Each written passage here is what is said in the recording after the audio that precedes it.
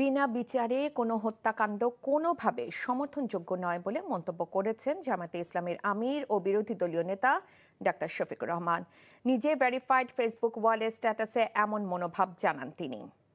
নওগাঁ, চট্টগ্রাম এবং গাজীপুরের সাম্প্রতিক হত্যাকাণ্ডে গভীর উদ্বেগ প্রকাশ করেন জামায়াত আমির। তিনি প্রশ্ন রাখেন, এগুলো কি শুধুই সামাজিক বিশৃঙ্খলা নাকি আইনের সঠিক প্রয়োগের অভাবে সৃষ্ট হতাশা থেকে জনগণের ক্ষোভের বহিঃপ্রকাশ। স্বরাষ্ট্র ও আইন মন্ত্রণালয় এবং বিচার বিভাগ জনগণের কাছে গ্রহণযোগ্য না হওয়া পর্যন্ত দেশে আইনের শাসন প্রতিষ্ঠা করা অসম্ভব বলে মন্তব্য করেন বিরোধী দলীয় নেতা। তিনি বলেন, সরকারের সদিচ্ছা এবং যথাযথ উদ্যোগই এই সামাজিক সমস্যার কার্যকর সমাধান দিতে পারে।